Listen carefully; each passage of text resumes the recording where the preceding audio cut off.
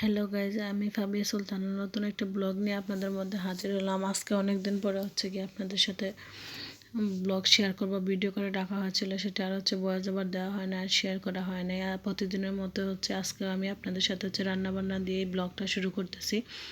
আর সেটা হলো দুপুরে রান্নাবান্না দিয়ে শুরু করা হইতেছে। এখানে রুই মাছগুলো আমি একটু মরিচ বেশি করে দিয়ে ভাজি করে নিতেছি লাল লাল করে। আর পাশে ঘরের দেশি মুরগি রাখা ছিল, সেগুলো আলু দিয়ে রান্না করা হইতেছে। ভালো করে আম্মা কষায় নিতেছে, আর আমি এগুলো সবগুলো রেডি করে দিছি, আম্মা রান্না করে নিতেছে। আর এই যে আপনারা এটাকে কি বলেন জানি না, আজকে আপনাদের সাথে একটা নতুন রেসিপি শেয়ার করবো। অনেকে সেটা খেয়েছেন, অনেকে খান নাই। যারা যারা খেয়েছেন অবশ্যই কমেন্টে জানাবেন, আর যারা চিনেন না তারা গিয়ে আমার এই ভিডিওটি দেখে অবশ্যই একবার চেষ্টা করবেন যে খাওয়ার জন্য, তাহলে টেস্টটা বুঝবেন কতটা গিয়ে মজাদার।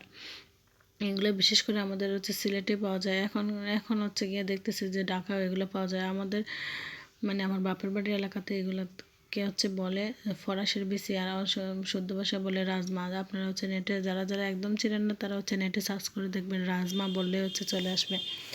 বিশেষ করে এই রাজমাগুলো গিয়ে আমরা মুরগির মাংস আর বড় মাছ দিয়ে খেয়ে থাকি, সাথে টমেটো ধনিয়া পাতা হলে তাহলে আর কথাই নেই। রান্নাটা যে এতটা গিয়ে ভালো হয়েছিল মাশাআল্লাহ। খেয়ে তারপরে ভয়েস ওভার দিচ্ছি, তো এই জন্য বলতে পারতেছি। অবশ্যই চেষ্টা করবেন একবার ট্রাই করার জন্য। জীবন কয়েকদিন অল্প দিনের জন্য, যে এই অল্প জীবনের মধ্যে মানুষের প্রত্যেকটা জিনিসে চেষ্টা করা উচিত আমার মনে হয়। আর এক একটা অঞ্চলের এক এক রকমের বিশেষ ধরনের খাবার থাকে, সেগুলো দেখা যায় অঞ্চল ভিত্তিকই।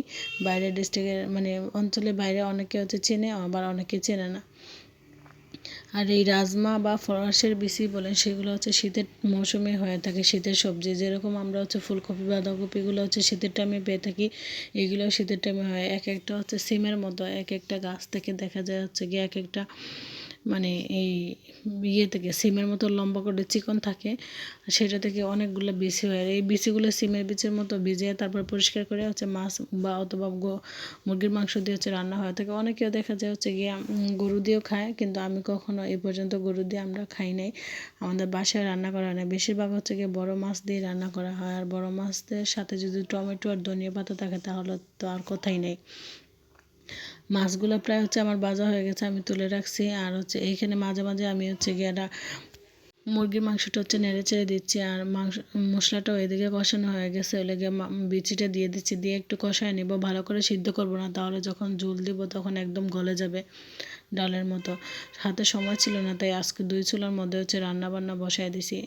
ক্লাস আসছিল বিকেলে, বাবুকে খাওয়াই ঘুম পাড়িয়ে যাবো, তো এই জন্য গিয়ে 2 চুলার রান্নাটা বসাই দিছি। নর্মালি 2 চুলায় রান্না করি না, এক চুলায় আগুন বেশি হয়, এক চুলায় গিয়ে দেখা যায় আগুন একদম হয় না। আর এইখানে দেখেন কত গিয়া মানে সুন্দর হয়েছে কালারটা। মানুষ অল্প তাই অল্প অল্প করে তরকারি রান্না বান্না করার চেষ্টা করি। কালারটা দেখাই আপনাদের, দেখলে বুঝতে পারবেন। আর যদি হয় মুরগিগুলো যে নিজেদের বাড়ির, তাহলে তো আরও খেতে আরও ভালো লাগে। এইখানে প্রায় গিয়ে আমার কষানো হয়ে গেছে ফরাসির বিচিগুলো। তারপরে দেখলাম আমি যে শুকনা মরিচ দিয়ে মাছে একটু বেশি করে মরিচ দিছি, বাচ্চারা খাবে তাই শুধু কাঁচা মরিচ দিয়ে রান্না করছিলাম। প্রথমে কষাই নিয়েছিলাম, এরপরে দেখলাম না, একটু শুকনা মরিচ দিলে মনে ভালো হতো, তাই একটু দিয়ে দিলাম। আপনারা যদি গিয়ে জাল যেরকম খান সেটা গিয়ে ওই অনুযায়ী দিয়ে দিবেন। বিচিটা আমার কষানো হয়ে গেছে, তখন গিয়ে আমি টমেটো দিয়ে দিছি। টমেটো দিয়ে আরও 2-1 মিনিটের মতো কষাই নেব। নিয়ে গিয়ে গরম পানি দিয়ে দিয়েছিলাম আমি এখানে। গরম পানি দিছি যাতে তাড়াতাড়ি হয়ে যায়। আর মাছ টাছ দিয়ে তারপর নামানোর আগে ধনিয়া পাতা দিয়ে দিয়েছিলাম। সাথে এখানে আমি আমার একটা রান্না কমপ্লিট হয়ে গেছে, মাংসটা হয়ে গেছে। আমি এই পাশে বসাই দিয়েছি চিচিঙ্গা। চিচিঙ্গাগুলো আমরা নর্মালি মুরগির ডিম দিয়ে ভাজি করে থাকি, আর খেতেও ভালো লাগে। একটু অল্প করে জাল দিলে দেখা যায় বাচ্চারাও খেতে পছন্দ করে। যারা যারা এখনও আমার চ্যানেলটি সাবস্ক্রাইব করে না, অবশ্যই সাবস্ক্রাইব করে দিবেন। আর এই বোনটির পাশে থাকবেন, পাশে থেকে সাপোর্ট করবেন।